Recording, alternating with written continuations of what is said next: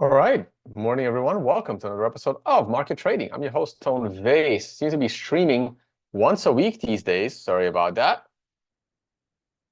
But please catch me on the Financial Summit YouTube channel every single morning with Matt McGregor, where we are covering the markets. I want to make sure that I'm actually live streaming on my channel this time, and it looks like I am. Hope the audio is good. Hope the video is good. We're going to take a look at the markets. This is mostly for Q&A purposes. Jimmy G, how are you? How's Mexico treating you? Let's see who else I see in there. In the live chat, JC, welcome from South Africa. Got some moderators. Peruvian Highlander, hey, man.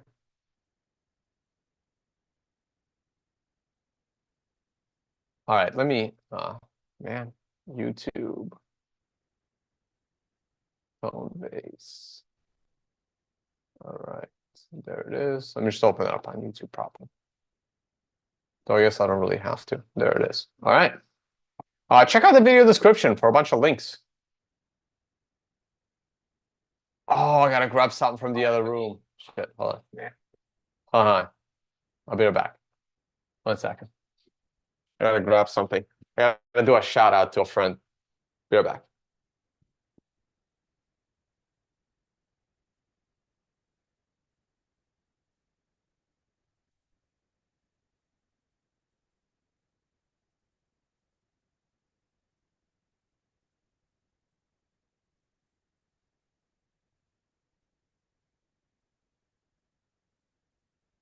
Well, I always have to show off bare wood, but shout out to my friend Mark Wood, ironically, Wood and Wood. Shout out for this special gift, Tears of Lorena Tequila. This is my #1 favorite tequila. I mean, maybe there is something out there for like $1,000 that's better than this, but this is a bottle you should be able to buy under $500. And oh, sorry, under $300. What am I saying? He got this bottle for $250, and we were drinking this. And I brought my G4 Extra Añejo, and of course, the bare wood spirits. This is the patented system of aging your spirits. This is a bourbon right here in the bottle itself. So there's a link to this in the video description. But I had to do a serious shout out to Mark Wood, who's also a trader. And hopefully he'll come on the channel. He'll have a show on the Financial Summit YouTube channel soon. So I had to do some shout outs. No, I'm not drinking. I have not drank yesterday at all. Man, what day did I get here? Wednesday? The day I got here, it was rough. Wait, I am drinking today. Shit, I'm going on a boat after this. Follow my Instagram. I'll be on I'm going on my friend Doug Scribner's yacht later today. And by later today, I mean in like 2 hours. So let's get the show on the road.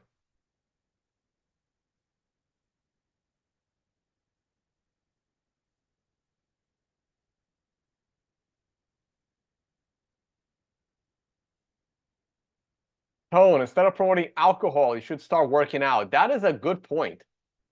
That is true. I'm not going to argue that. Definitely not going to argue that. Okay, let's do charts, and then we can talk Russia, Ukraine, and whatever else you guys want to discuss. Moderators, please send me stuff in the moderator Telegram group chat. And if you feel like joining the show, moderators, there's a link to join the show. It's actually the same link as last week. You can feel free to hop on. Oh, moonshine. Oh, God.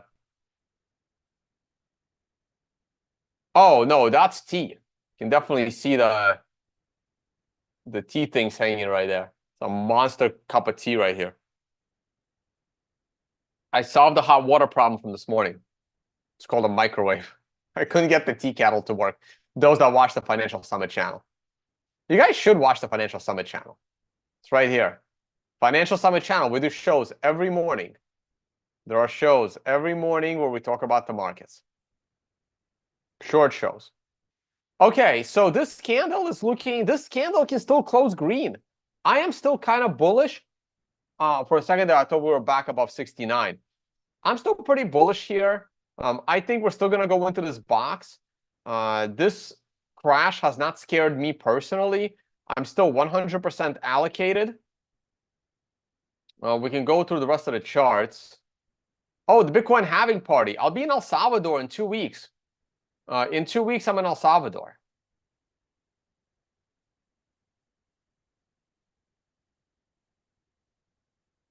Come join the halving party.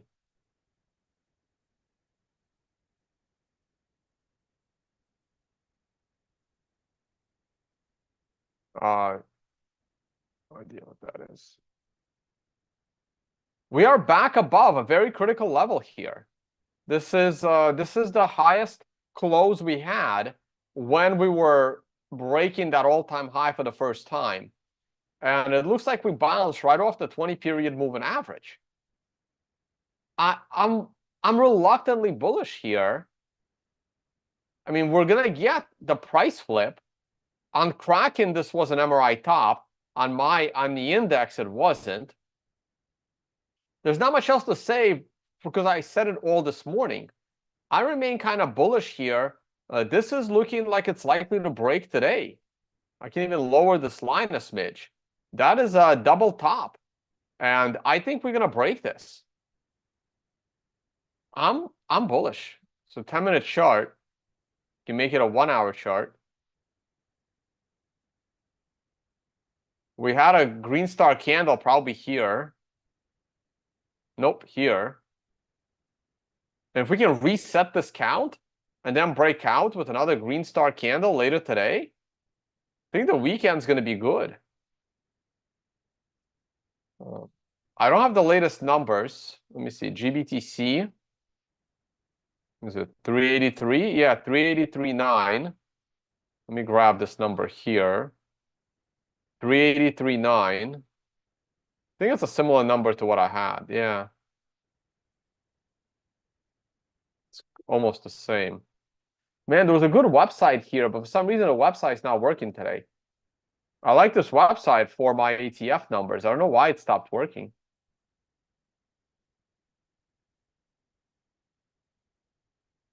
So on the spreadsheet, this is from the first 3 days of this week. And in the first 3 days, there was an additional 30,000 Bitcoin net purchase. I mean, yesterday was a bit of a wild ride, but Andreas, buy the dip. Yes, I agree with you. I do like this dip. So it's looking like it's going to be another massive bullish inflow week. I mean, it's 30,000 Bitcoin every week. I mean, how long can they keep that up? There's just not enough Bitcoin to go around. That's why I remain bullish on the price of Bitcoin. Even these 1 and 4 hour candles, I think we got the MRI top candle. MRI buy candles coming up. Yeah, we're going to get the MRI buy. In 30 minutes, there will be an MRI green arrow. And look, you still have resistance at 70,000, but I'm leaning bullish here. I'm leaning bullish. Let's look at the other markets. I haven't looked at other markets in forever. I got some special bottles I can open at 100K. I still have the Toned Vays Bearwood Spirit $500 bottle we can open when it breaks 100K.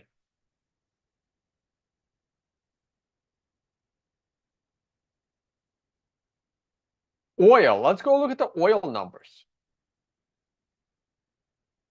Let's get those oil numbers. I think we're going to be lower than current price at the halving, but I think we're going to go higher before the halving. We have the number from the 8th. So we have the oil from the 8th. Let's see, where's the oil chart?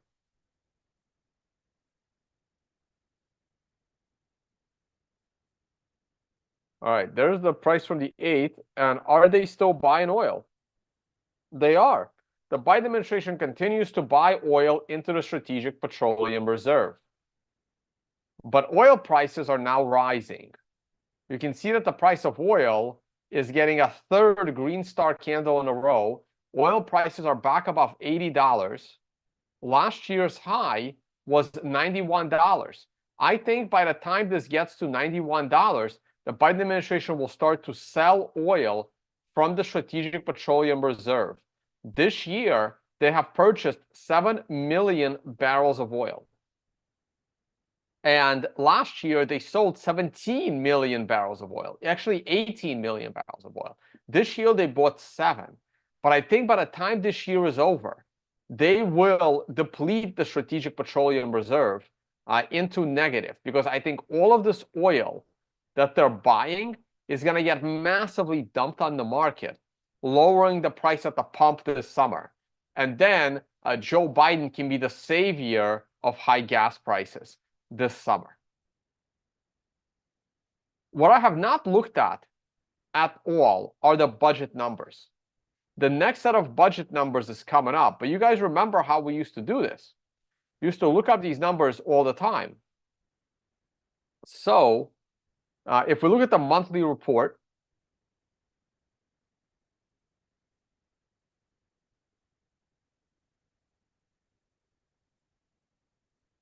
this is different. So this is fiscal year 2024. I think that is the February number out. So at the end of February, January was released. Okay, so this is the new one. So yeah, this is the new one.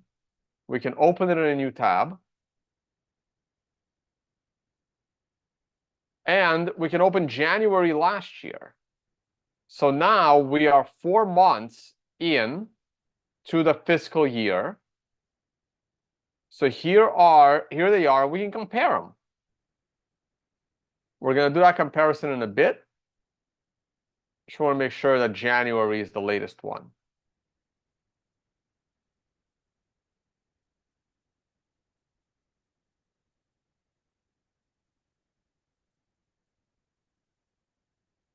Current issue, February 2024. Let me open that up. Oh, February is the current issue. Okay, never mind. Open link in new tab. Okay, so February is the current issue. So that means I need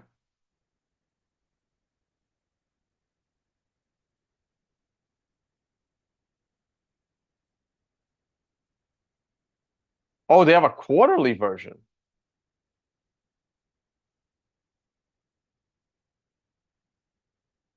Oh, no, it's not a quarterly version. We're in second quarter. Okay, here it is. Right, but I need last year's.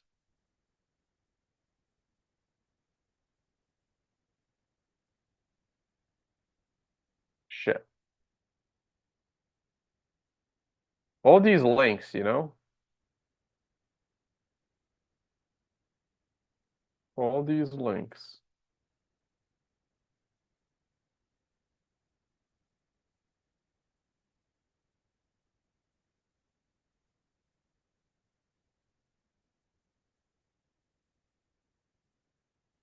Wait, what's going on here?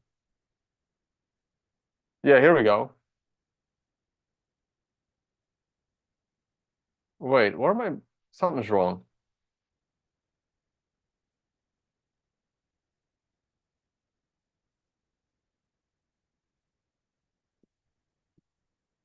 Right, I need February. This one.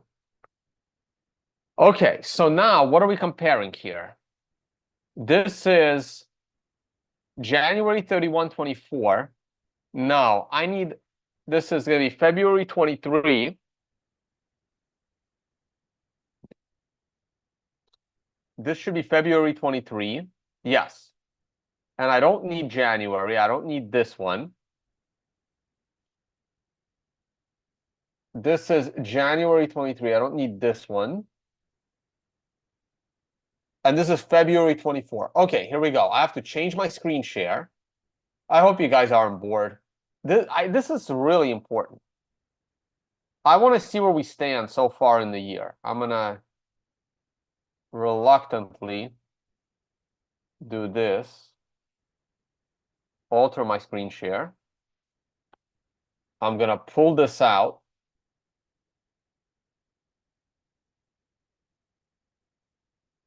And do that.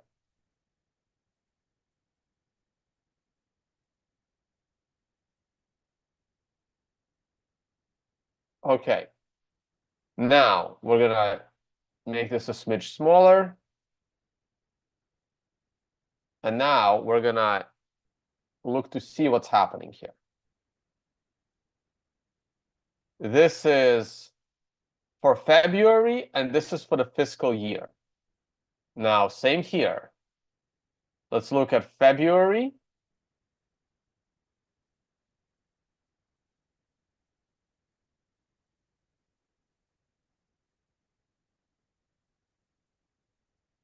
Oh, it released February. So this is January's numbers, I think. Yeah, here we go. For February 2024. For February 2023.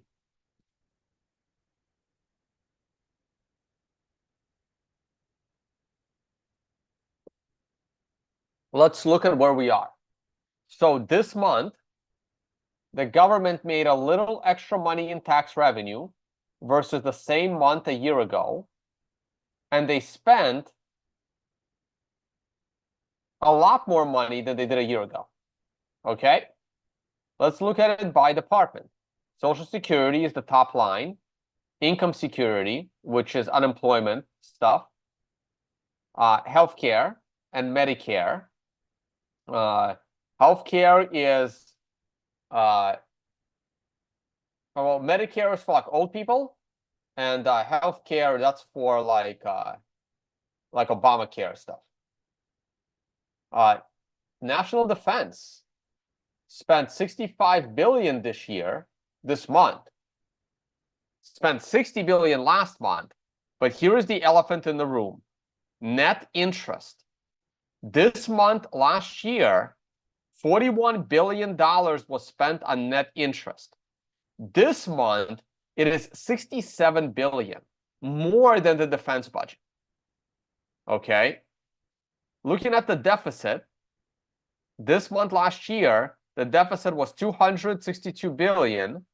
This month, this year, it's $296. Close. Let's sum up the year so far. So far for the year,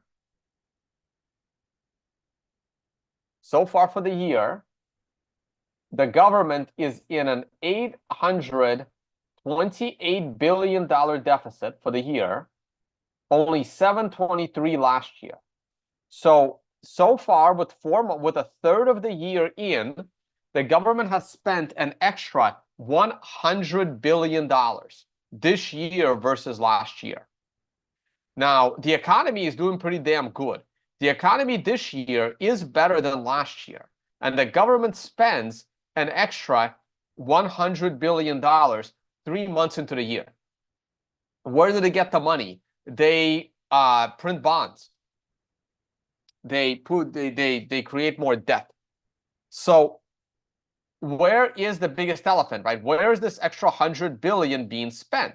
Because if you look, the government has made an extra $100 billion in tax revenue. They're an extra $100 billion in deficit. So that means the government spent $200 billion more this year than last year, right? Look, that's a big increase in tax revenue. The government, they're making good money. They're taxing you more. They made an extra $100 billion in taxes. And yet, they spent an extra $200 billion. Can you imagine? You get a 10% raise in your job, And that means you get to spend 20% more money. That's literally what the government's doing. So let's see where the extra spending is going. Social Security, more people are retiring, baby boomers are retiring, and the government has to pay out Social Security. They spent an extra $50 billion in Social Security, okay? Because remember, they're spending $200 billion more than the year before. 50 of it is being spent on Social Security. What about healthcare? Healthcare is pretty much the same. They're not giving away free healthcare. I mean, maybe the migrants are getting free healthcare, right? So that's $5 billion extra spent on healthcare. That seems like a very, very small increase. So the healthcare spending is not what's driving the additional $100 billion deficit. Guys, this is not the Fed's fault. Don't blame the Fed. This is the Treasury. This is Congress. It has nothing to do with the Fed.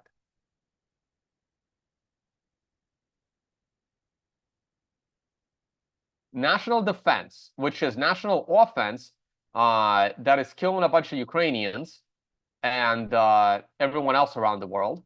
The cause of all this global violence is the United States Department of Offense, and they are spending a lot more money. Well, yeah, you gotta keep the Gaza war going. You gotta keep the genocide in Gaza going. You gotta make sure every Ukrainian baby dies, and that costs money.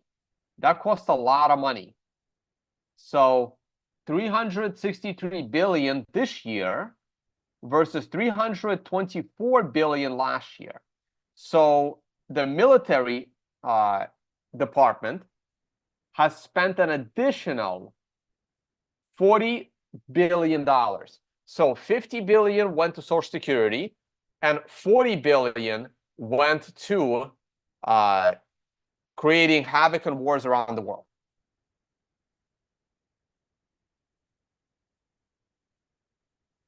Now, income security. Interesting.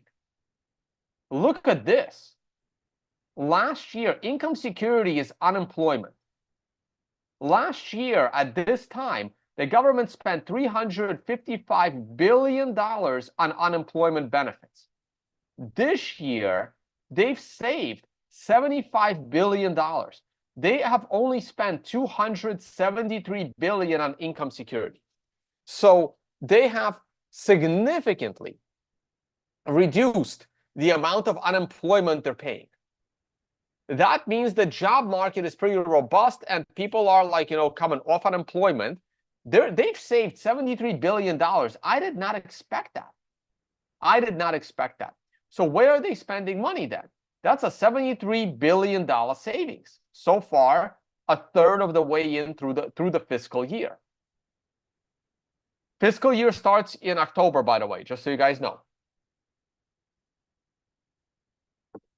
Well, Medicare. Medicare is healthcare spending for old people, and old people are not being very healthy right now. I mean, they tried to eliminate as many as they could with the COVID jabs. Maybe I shouldn't have just said that, but they failed. Still, population still high. Their agenda to reduce the population with the jab completely failed. And not completely failed, but mostly failed. Canada is trying to help with their, we'll just euthanize you at home program, which has now expanded to teenagers, by the way. If your teenager is unhappy, they don't have to tell his parents. They can go complain to the state, and they'll recommend you euthanize him. Like it's Canada, right? It's the I don't see much difference between Canada and Weimar Germany, but hey, that's just me. So Medicare is up significantly. Medicare is up $35 billion. So got to spend more money on old people. Now, we're going to get to the elephant in the room soon enough. What else is there? We looked at all of these. Veterans. Let's see if they're paying more money for veterans. At this time last year, it was $105 billion. This year, it's $122 billion. So they are paying more money in veteran spending. Well, yeah, when you create more wars over the last few years, you end up with more disabled people and more death benefits, things like that. So veteran benefits are definitely up by almost $20 billion. That is surprising. That is really surprising. I did not think that veteran benefits would go up that much. Now, here's where they're also saving money. Last year at this time, they spent $101 billion on education. This year, they've only spent $86 billion on education.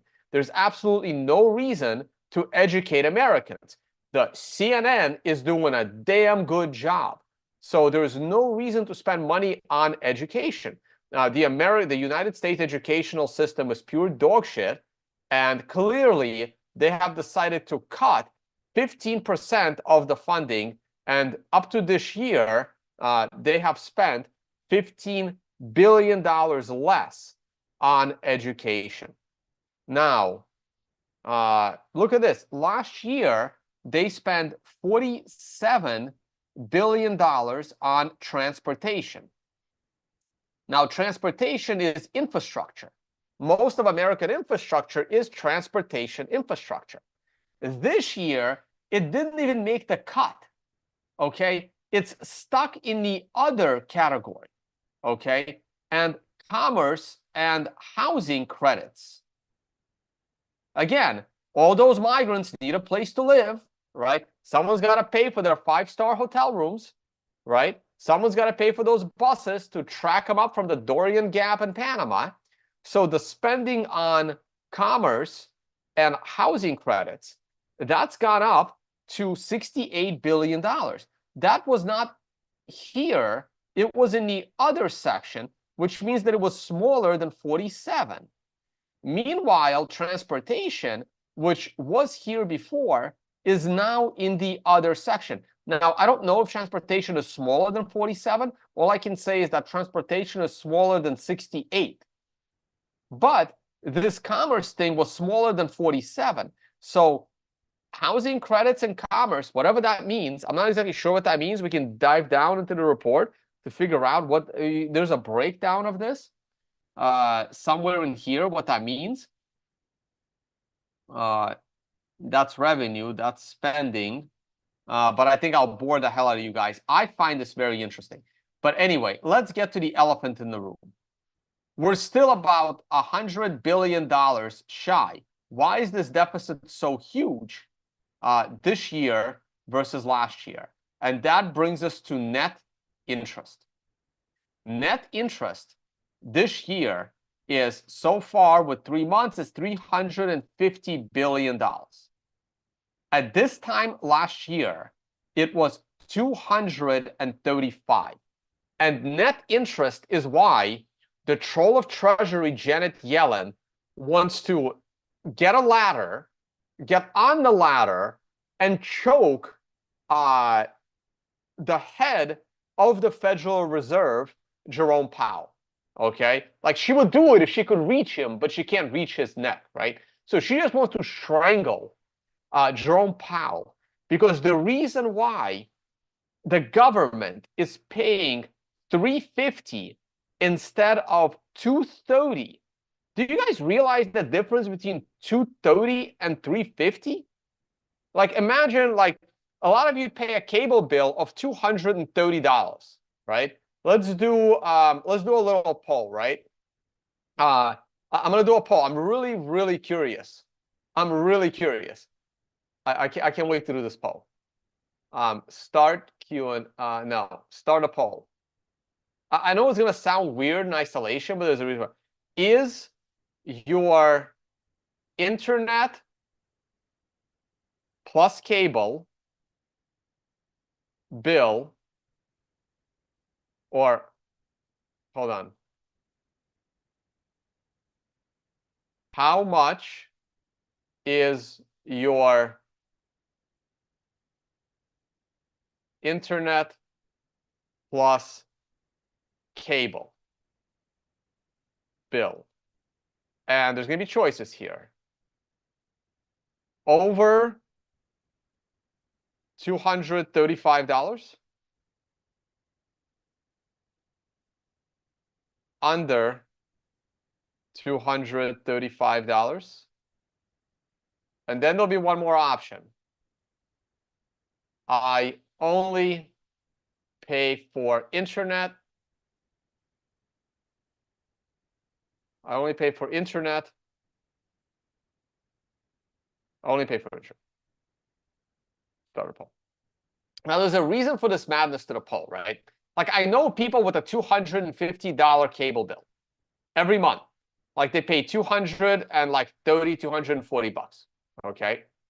So I'm curious how many people here pay over $235 for their cable bill. Cable plus internet.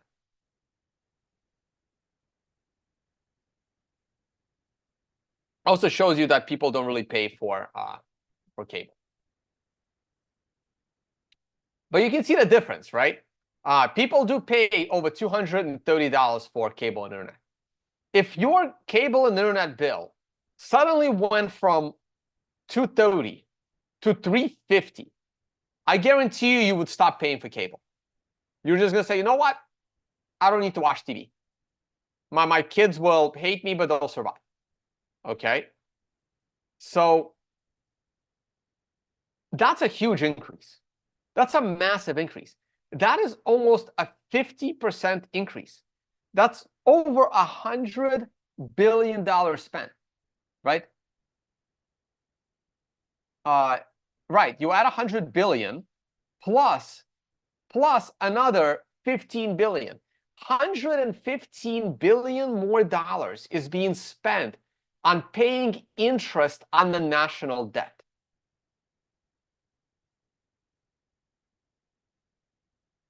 Okay? And this number will only rise if interest rates stay at 5%. Next year, it's actually going to go up because the deficit is going up. So the interest is going up, and they have to roll over the debt that's maturing. That's been 7-year debt, 5-year debt. It's maturing at 2% and being reconverted into 5%. The elephant in the room is net interest. Okay? It's up there with defense. I can't wait to see net interest as the top line. Give it maybe 3 more years, 4 more years. You're going to see net interest as the top line in spending. It'll be a complete and utter joke. So anyway, I wanted to go through the numbers. You have to understand these numbers. The reports come out on the last day of every month, and they're showing you exactly how the government's spending money.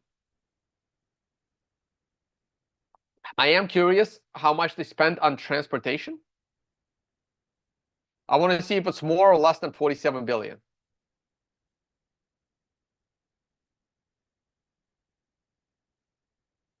Department of Transportation. Here we go. Current fiscal year to date. Bam, $42 billion. So they're spending less money on infrastructure. They're spending less money on education. They're spending more money on Medicare. They're spending more money on national defense. Less money on income security. A lot less money on income security. I think healthcare was about the same, maybe give or take 5 billion. And they're spending more money on Social Security. But they're always going to be spending more money on Social Security because of the demographics. So Social Security spending always goes up because there's more people retiring than entering the workforce. Again, that's why they're trying to get all these migrants, right? They actually think that these illegals are going to start paying taxes. They're not. Trust me. I've hired some. Trust me. They're not paying taxes. No, I'm kidding.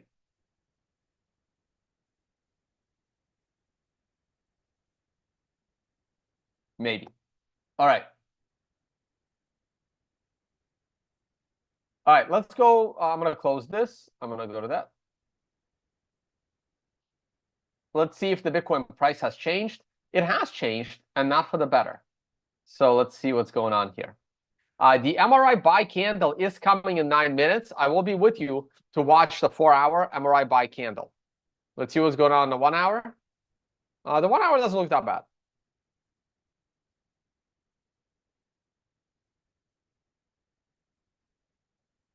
All right, we're at 450 viewers. So last week, I totally ignored the fact that I didn't know. I wasn't paying attention to the daily gold chart. The daily gold chart hit an MRI top. I'm sure Peter Schiff was very, very happy right here at the top, not realizing it was a top. I didn't realize it was a top either until yesterday when I looked at the daily chart. MRI top called the top. We are, pulling back. Today's pretty much the 4th day of the pullback. If we don't reverse today, I think it has a little bit more downside.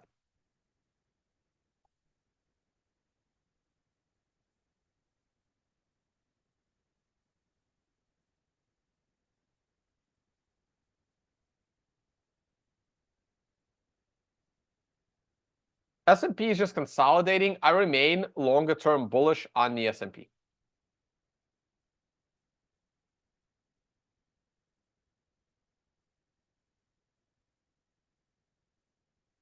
The S&P is taking a bit of a nosedive today.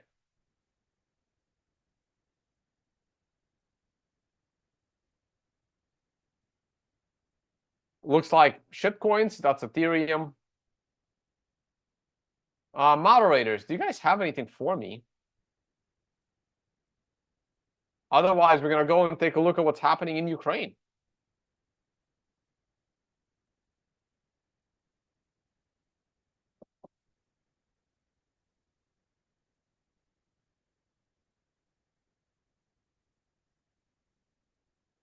What makes you fall for ideology bias? I don't have ideology bias.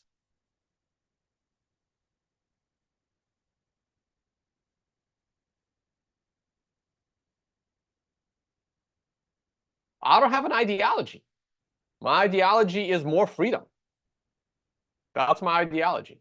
Whatever brings you more freedom.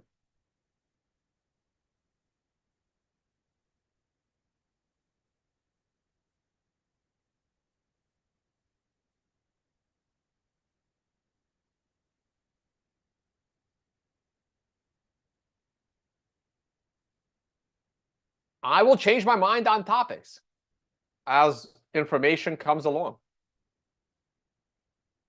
I guess I'm kind of like a libertarian, but a libertarian is an ideology.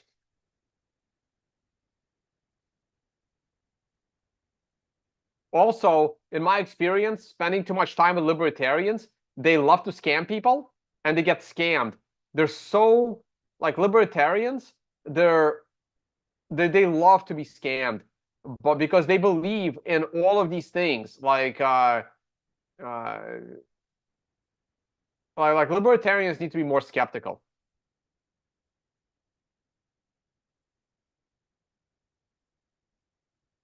I'm the last person to go to for technology recommendations. Trust me, Powell.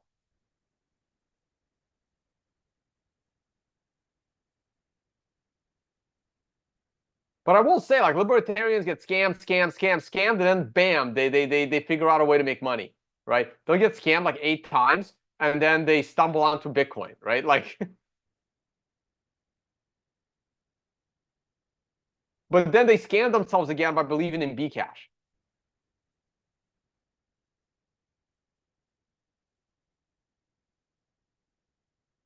Like, libertarian communities love to be infiltrated by scammers because they know how gullible so many libertarians are.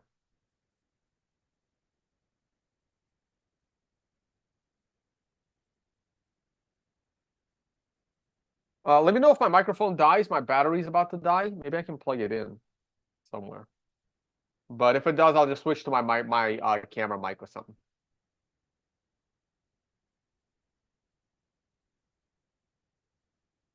Like for travel, I like before this laptop, I had the Lenovo X1 Yoga. I think that is an amazing travel laptop. So check out the Lenovo X1 Yoga. My problem with that laptop is it didn't have enough memory for me, because I like to have at least 300 tabs open at one time.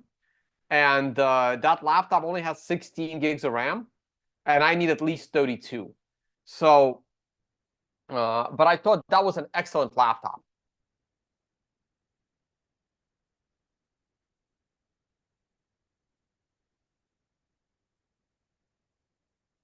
Let's go and take a look at. Oh, I don't have the Ukraine map open? Interesting.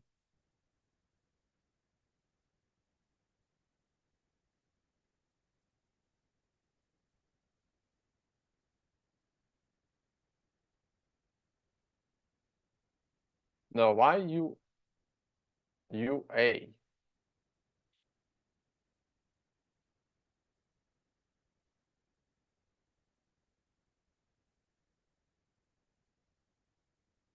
Ukraine is in serious trouble. It's been in trouble. I mean, I knew it 2 years ago, but no one else seems to. So Russia is following my plan of what they were going to do. And as I said, wow, look at this whole thing is in red now. Wow. So priority number one for Russia was buffer room to stop, bombing of residential areas in Donetsk. Priority number two is to prove to the West once and for all that this massive counteroffensive that they were talking about for a year achieved absolutely nothing. So they're going to take this back sooner than later. This goes back to Russia. Sooner than later, that goes back to Russia. Now, this military conflict will not stop until Russia completely covers the land that they claim is their land. So, this is the border that is now Russian territory.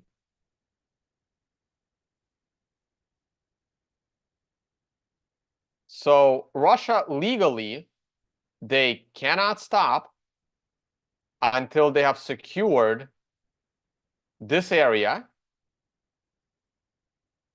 because this area is now Russia. And I know this is going to sound controversial. All the people that live in this area, they're very happy that they're Russian. Okay? And this area as well. Russia has taken the historic Russian lands that are still being occupied by Russians. They have taken them back under their protection. And this, the military conflict will not stop. I mean, I can't move the chart, so.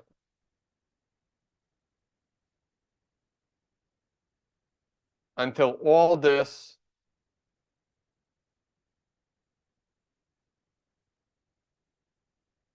and this as well, right here, like this chunk here.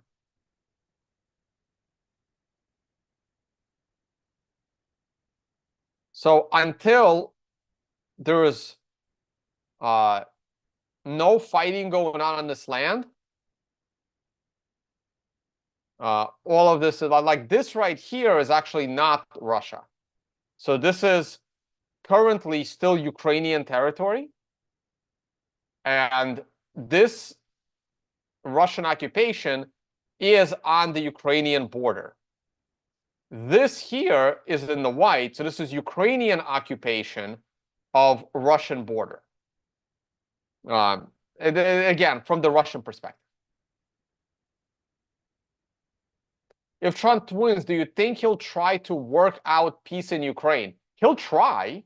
He's not going to succeed, but he'll try. So this blue is Russian territory. This red is Ukrainian territory. So what is next? So for some godforsaken crazy reason, the Ukrainians are trying to capture more Russian land. So the Ukrainians are attacking Russia in Russia. Oh, sorry, I put it in the wrong place.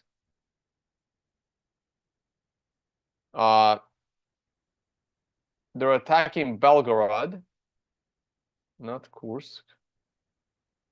Where's Belgorod?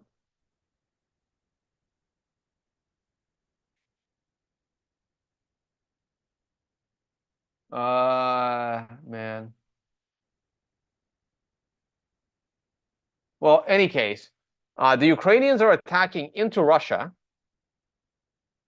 and that's just stupid. But I'm not going to say their strategy's been sound. So this is their next priority. After that, well, it's very likely Russia will take a few more regions. They're going to take the Kharkiv region. They're going to take the Sumy region. They're going to take the Mykolaiv region. And they're going to take the Odessa region.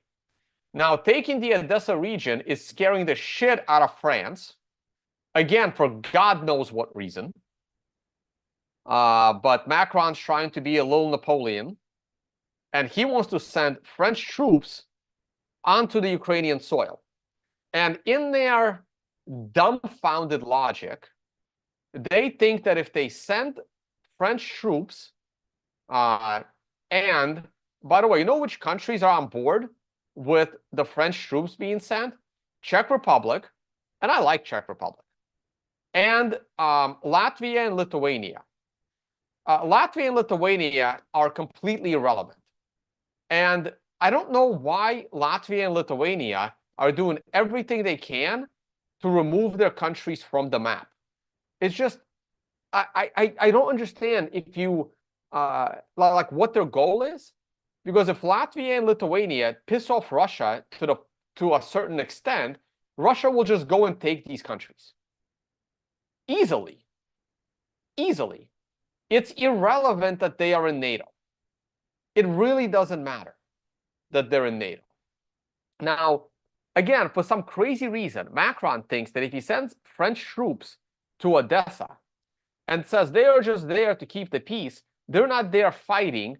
And therefore, if Russia targets them and attacks them with their hypersonic missiles and kills them all in a hotel like they did near Kharkiv,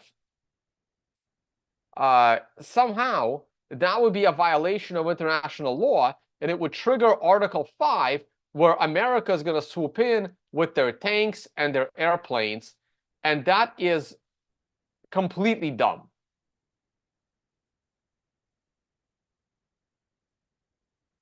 Ignore me. It doesn't matter that they're in NATO. It really doesn't matter. It doesn't matter. It doesn't matter that they're in NATO. Russia is prepared to fight NATO. No one seems to understand that. They don't want to fight NATO, but they are fully prepared and ready to fight NATO. And you know why it doesn't matter that Latvia is in NATO? Because America is not going to trade New York and Washington for Moscow.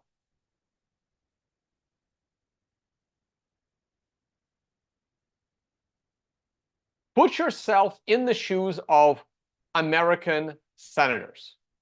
Are you willing, like, if Russia wanted to take over Latvia, are you going to fire a nuke at Moscow, knowing that nukes will fly to New York, Washington, Miami, Boston, Philly, Dallas, LA, San Francisco,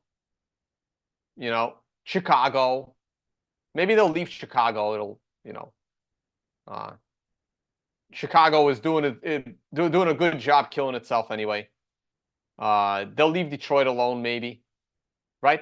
Is America willing to risk a nuclear war with Russia over Latvia?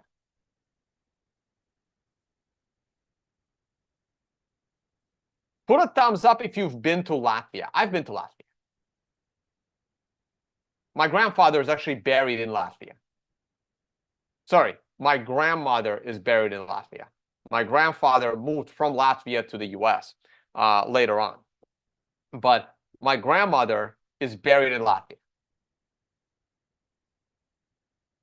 I used to spend my summers in right here, right on Jurmala, right here. I used to go to my grandfather had a little like a little fishing shack right here. So I used to go here when I was a little kid every summer. Used to drive there back in the 80s from the Moscow region where I was living. Used to drive here. It's like a full day drive. So is America really ready to trade the lives of 200 million people for Moscow, for one city in Russia? One city, Moscow. Is America ready to lose all of its cities for Moscow over Latvia? Think about that.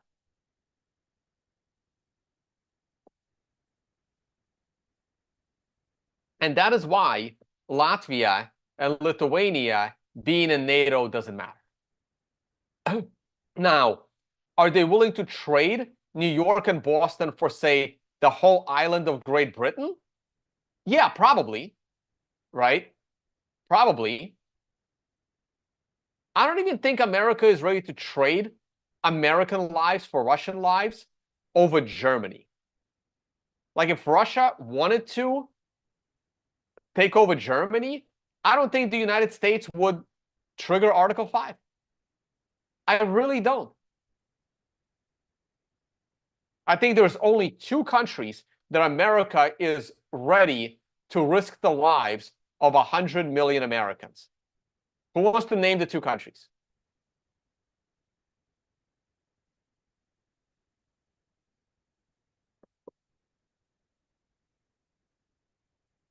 Sorry, ignore me. There's three countries in the world that matter right now. It's China, Russia, and America. The rest of the countries don't matter. But very soon, Saudi Arabia and Iran are going to matter on a global scale. Right now, India matters a bit. India matters. Russia, China, America, and then tier 2 is India. Tier 2 countries that matter are India, Saudi Arabia. Well, Saudi Arabia is probably tier 3. India is tier 2. UK still in tier 2 for a little bit. Germany still in tier 2. After that, you go to tier 3. France maybe in tier 2. And then you go to tier 3, which is Saudi Arabia, Turkey, soon to be Iran, Brazil. That's tier 3. Exactly. Israel is 1. America is willing to risk 100 million Americans for Israel. 100%. Israel is 1 and UK is the other. That's it. That's the list. That's the list. All this Article 5 is bullshit. It's complete bullshit. Okay? America is not risking New York for Moscow because it's not going to be only New York. It's going to be New York and like 20 other big cities in America. It doesn't matter if you have bombs. It matters, like, does your voice matter on a global stage? Like, when you say something, do people listen, right? Like, if a leader was to call another leader, right? Like, for example, if the president of Latvia calls the president of America, does the president of America say, sorry, guys, I got to end this meeting right now? The president of Latvia is calling. That's not going to happen. Okay. Now, if the president of China wants to call on president of America, that meeting is probably ending. At least it should be ending, right? Like again, right? Put yourself in the shoes of even let's say, well, France is kind of crazy, right? Put yourself in the shoes of the president of Turkey, okay? The president of Turkey is in a very important meeting. And suddenly, a staff member comes in and says, the president of country X is on a call for you, unexpectedly, right? Now, which presidents is he going to immediately stop the meeting for, run out of the room to pick up the call? President of America, president of Russia, president of China, maybe prime minister of the UK, probably MBS from Saudi Arabia. I mean, maybe Scholz in Germany, maybe Macron, probably the Modi over in India. Like, who else, right? Who else? Like, if the president of Kazakhstan is calling Erdogan and he's busy in a meeting, he's going to say, I call him back.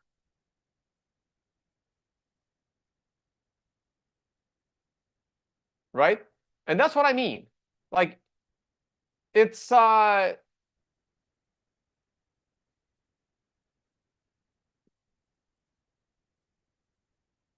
is he going to end this meeting for, say, the president of Namibia? Like, there are countries that are important, and there are countries that are not. And there are countries that only exist because the big countries next to them allowed them to exist. Canada is one of those countries. Canada only exists because the United States lets them exist. If Canada suddenly decided to make an alliance with China, Canada will not be a country, will not have a flag, it will not have a national anthem. There would be no Canada. It would just be America. There would be a land bridge from Alaska to America. Imagine if Canada suddenly elected Russian-born leaders all throughout their parliament, right? Imagine if suddenly, 5 years from now, half the members of parliament in Canada, including the prime minister, are Russian speakers. Suddenly, America would find a piece of America surrounded by Russia. You don't think America would take Canada? They have a major advantage taking Canada because there's land connections. They can have military supply chains to just take Canada. Has a small population, has insignificant weapons. So how is Canada being taken over by Russians all through their political ranks different than Ukraine being taken over by Americans all throughout their political ranks? This is exactly what happened with Ukraine. America overthrew a democratically elected president and installed Americans to run the country. I mean, they were Ukrainian, but they were just reading from an American script. And America cannot help Ukraine because they have no supply chain. They will have to move the supply chain through Europe, which is their allies. But remember, Russia has missiles that can hit any target in all of Europe very damn accurately. So Macron is trying to trigger anything that would make America come and help. But I mean, unless the current administration is suicidal and is interested in killing 100 million Americans, they're not going to do it. And I don't think Congress is going to do it.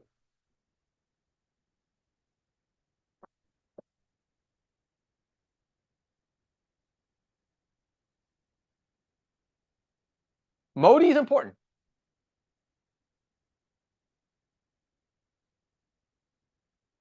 Right.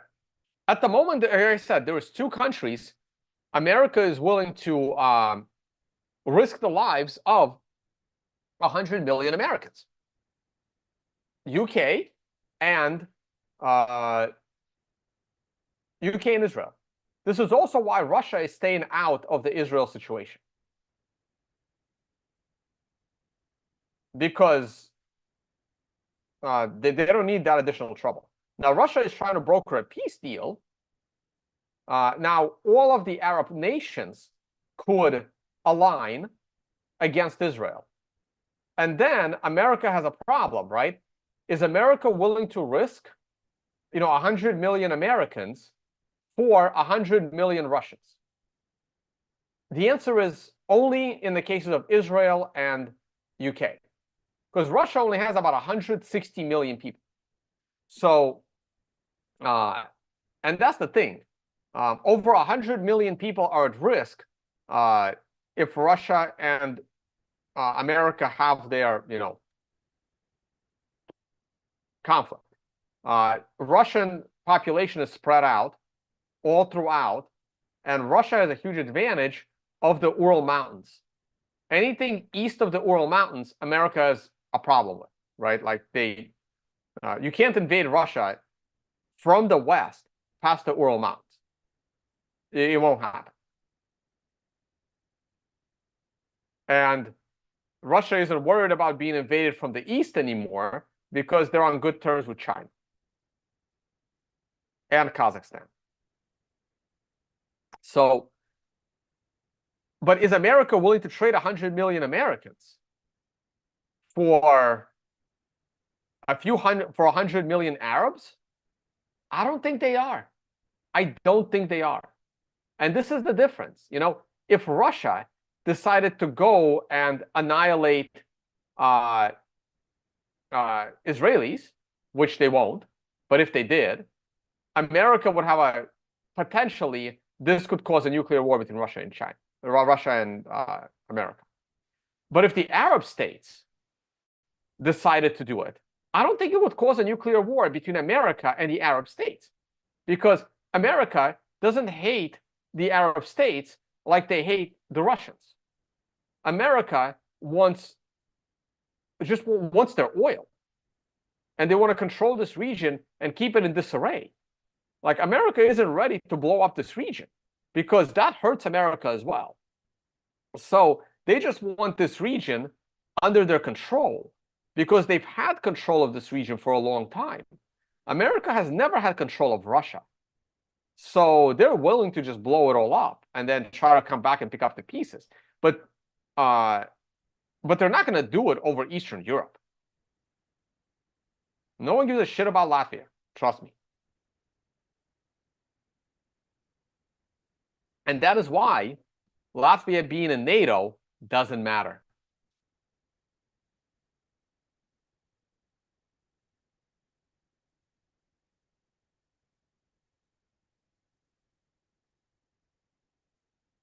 All right, other questions? Let's see Bitcoin. Ooh, not good. Not good. Not good. We have our MRI buy candle.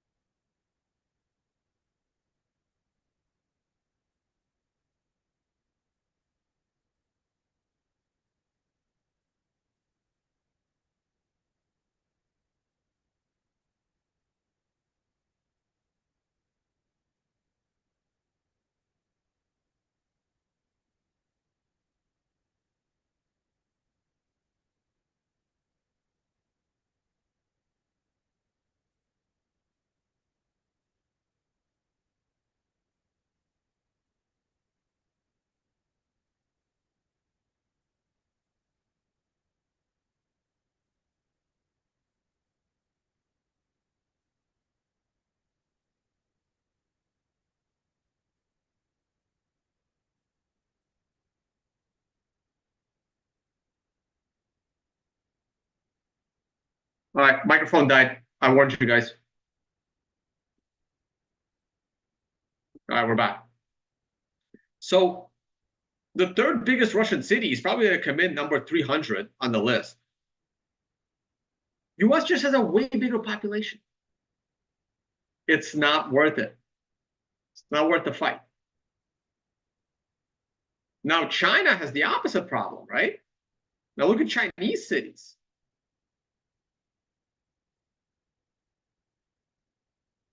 China doesn't want to be involved in this. Wow, I had no idea Riyadh was um, that big, right? Shanghai, third biggest city in the world.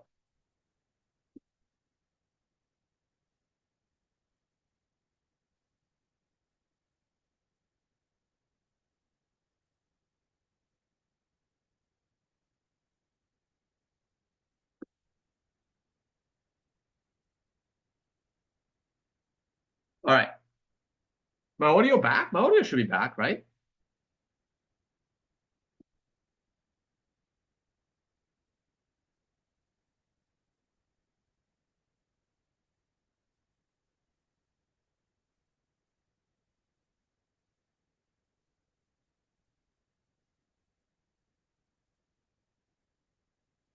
Like, look, Russia doesn't really want a war with NATO. They're ready for it.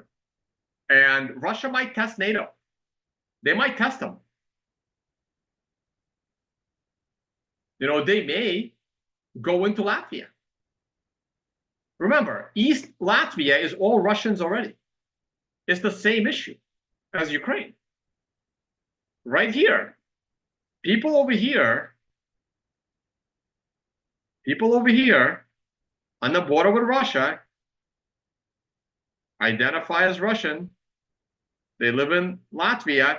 They're European Union citizens, but hey, a lot of them are probably dual citizens with Russia.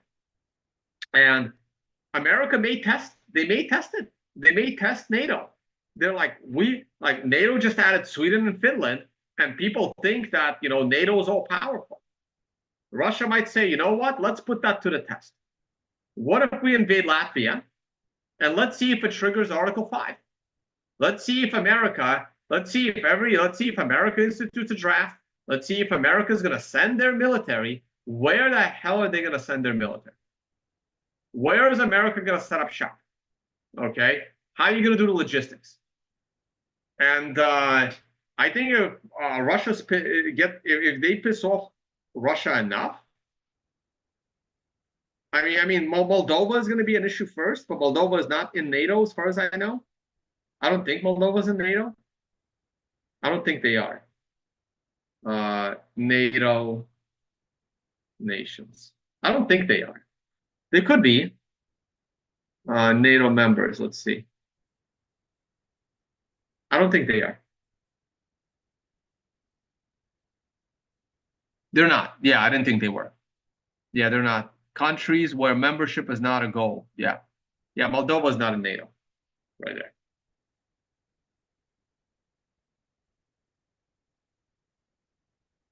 So if Russia takes a chunk of Latvia, what's NATO going to do? What are they going to do? They're going to do nothing. There's nothing they can do. Because if Russians and if Americans enter Russian border, that's a nuclear war trigger. And I don't think America wants that. So America adding these countries on the Russian border to Russia was actually a huge mistake. Finland accepting NATO membership was a huge mistake for both NATO and Finland. These countries entering NATO was actually a mistake. Like entering European Union would have been fine. Entering NATO was a huge mistake. And the problem is that the leaders in these countries don't see it. They don't see that this was a mistake.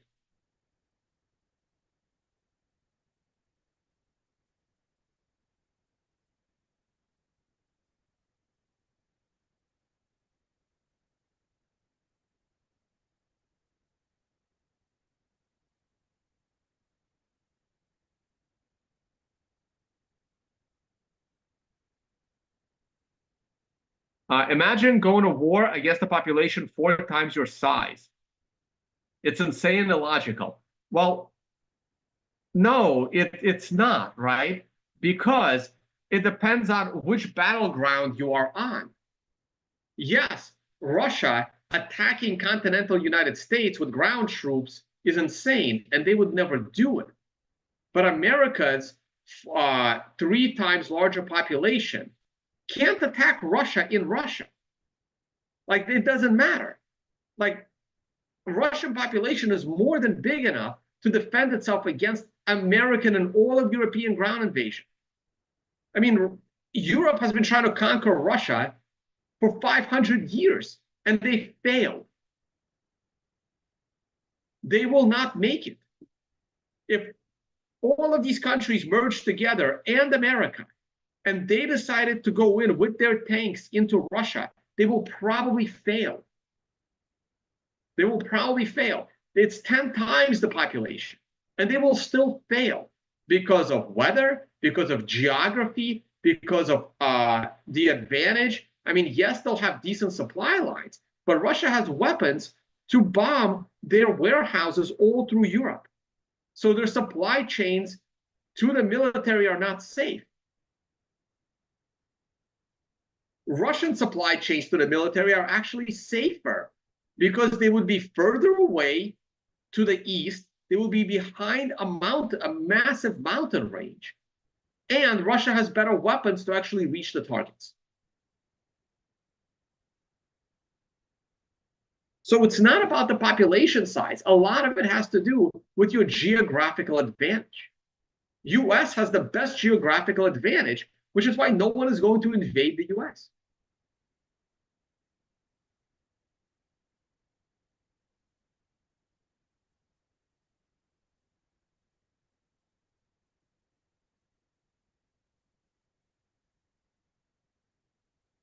Remember, Russia, like after Germany attacked Russia, Russia was able to go all the way across Europe and attack Germany back.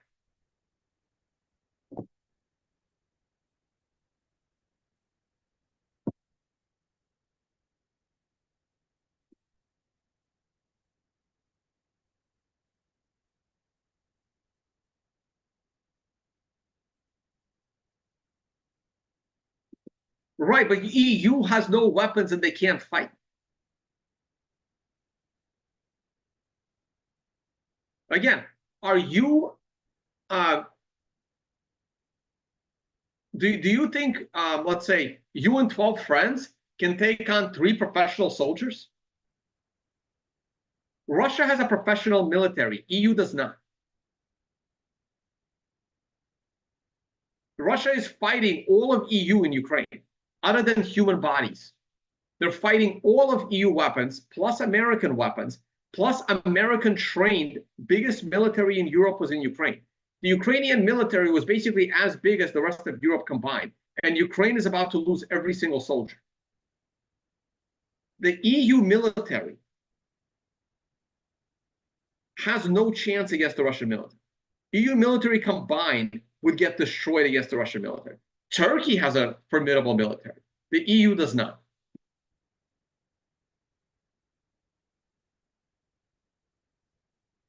The UK doesn't have a single ship that can actually sail, as funny as that sounds. There is no military in the EU.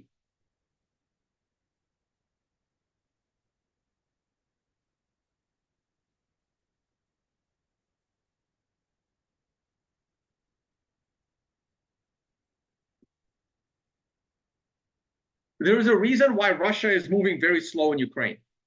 And if you don't understand that reason, you don't understand this civil war, basically. It's not really a civil war.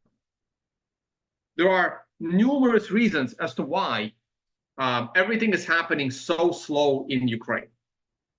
You have to understand it from from multiple perspectives.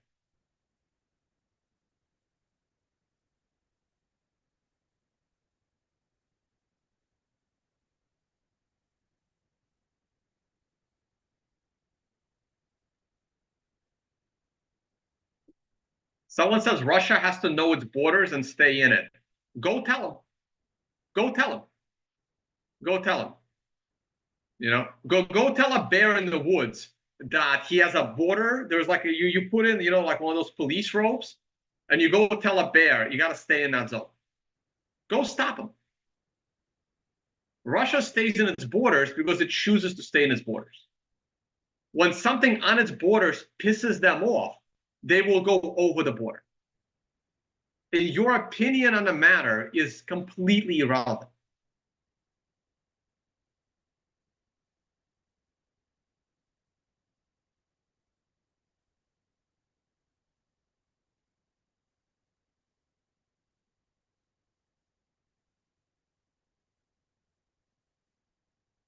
Okay? So I can explain at least 5 reasons as to why Russia is struggling in Ukraine. They're not even struggling. In no particular order. First off, Russia is fighting a military force in Ukraine that was as big as all of these countries in blue, except Turkey and maybe Greece combined. Now, the reason why Greece actually has a bit of an army is because they're scared of Turkey. And ironically, they're in the same alliance, right?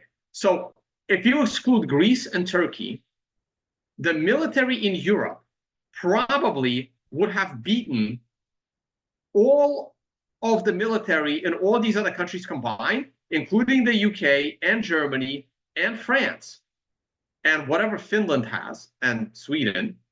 The Ukrainian military probably would have won a war against Europe based on how trained it was and the weapons that was provided to them. Okay, so Russia is literally fighting 80% of the military strength of all of European NATO. That's one reason why Russia is having a tough time in Ukraine. But they're almost done destroying all of the weapons and destroying all of the military personnel. Okay? That's reason number one. There is a bigger reason. Reason number two is that Russians are fighting basically on what they consider their own soil with their own people. So Russians are doing everything they can to avoid civilian casualties. And if you don't believe that, look at what's happening in Gaza. Okay? So Russia is not only going out of their way not to kill the Russians living in East Ukraine, they're kind of also going out of the way not to kill the centrally living Ukrainians. The only Ukrainians Russia couldn't give two shits about are the ones with Nazi tattoos, and those Ukrainians are mostly from West Ukraine. But the majority of the people in West Ukraine are still non-Nazi affiliated Ukrainians. And Russia is still trying not to kill these civilians because the people over here in East Ukraine, Russians consider them brothers, and the people over in the middle of Ukraine, they consider them cousins, and the people in East Ukraine, other than the Ukrainian Nazi version, Russia considers them distant relatives. So they actually, as crazy as this sounds, don't want to kill civilians, and they don't want to kill the civilian infrastructure because Russia will have to rebuild at least half the country because their people are going to be living in it. These are the two main reasons. There's another big reason. Russia doesn't have a lot of people. And a lot of people in Russia were not happy with Russia invading Ukraine, killing their brothers and sisters and cousins. So a lot of Russians fled Russia in protest of Russia invading Ukraine. That hurts Russia. Russia has a problem forcing people into this war. This is why they used a lot of private army. They're paying people. They're trying to use prisoners, right? Because Russia will have a hard time forcing people into Ukraine to go fight in Ukraine. So Russia has to keep its casualties to a minimum. So look at the scenario, right? They're fighting a very strong borderline competent force.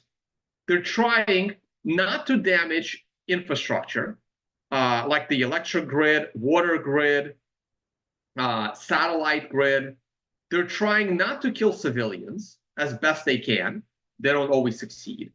And they need to do it by minimizing losses of their own people. Because if too many Russians die in Ukraine, that's a huge problem for Russia. So Russia is literally fighting this war with Ukraine with at least one hand tied behind its back. Okay? These rules will not apply to a war against Germany. None of these rules are going to apply.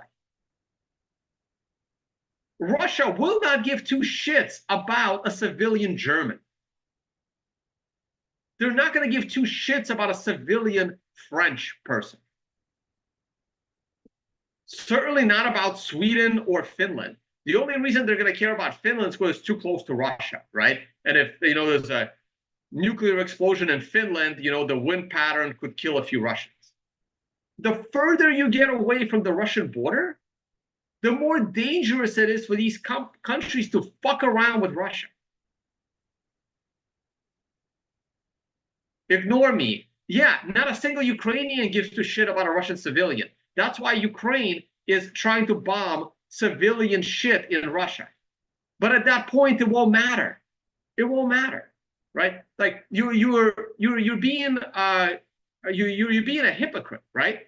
You're saying Russia is incompetent because they can't fight in Ukraine. Well, I explained to you why it looks like they're incompetent in Ukraine. They need to minimize their losses because they're still trying to, live within this planet. They're fighting a strong force. I would have taken the Ukrainian army that the Russians are fighting. I would have taken them over the German army any day. Like the Ukrainian force that Russia's fighting, they would have annihilated the German military.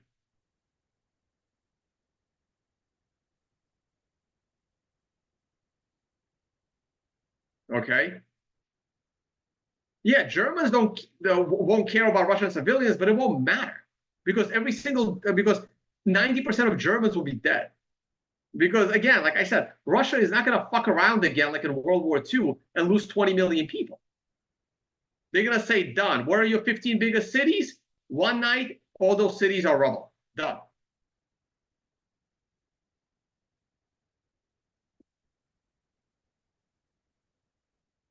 This is why Germany is scared shitless right now, and they don't want to go there.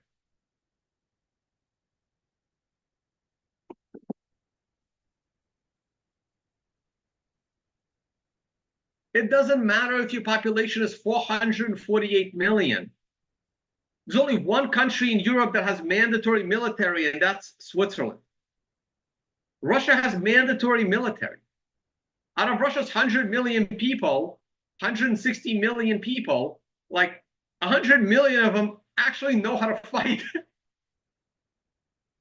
How many Europeans know how to fight in the military? 3 million? 4? Give me a break.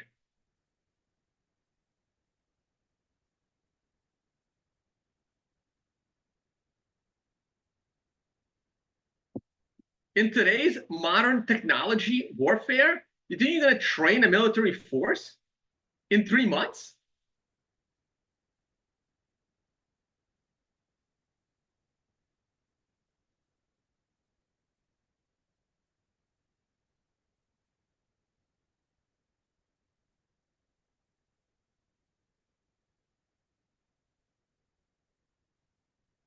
Yeah, I don't think people realize what kind of firepower Russia would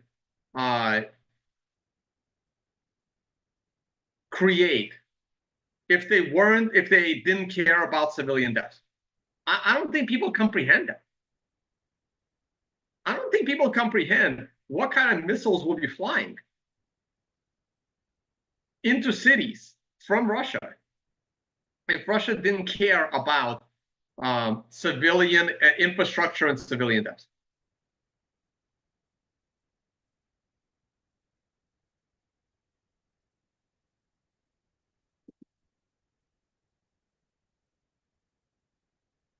Anyway, I gotta go, guys. This was fun.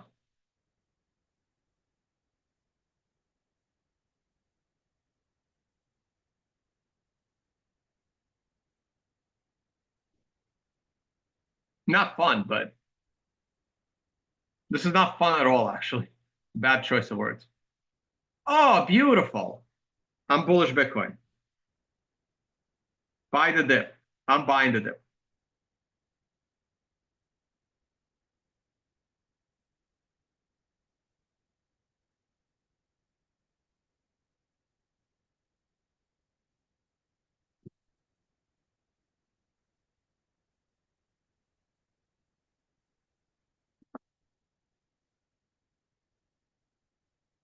What time frame is the best for the MRI? Weekly and daily. Weekly and daily is my MRI. Are my MRI go-to. We haven't had a 4-hour MRI buy in a while. I'm liking this dip. Let me see if alphanumerics gave a diamond. I don't think it did.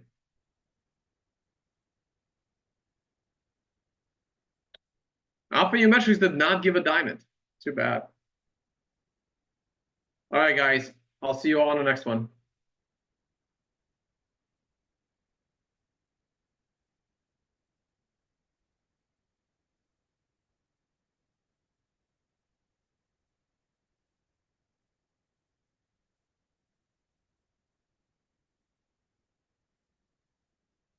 Right, but is Moscow worth Berlin plus Paris plus London plus Rome? Is Moscow worth it? Is it worth it? See, this is the part you don't understand. Is it worth it for the Germans to give up Berlin for Moscow?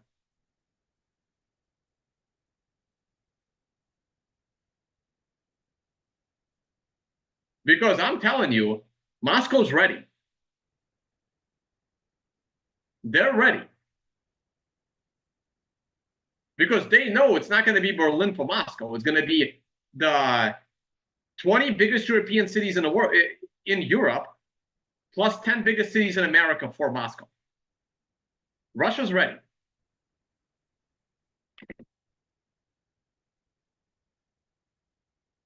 You can poke the bear all you want, but they're ready.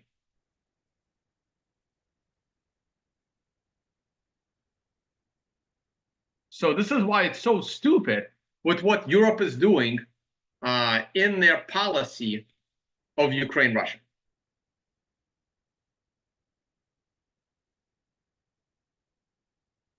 Bye, guys.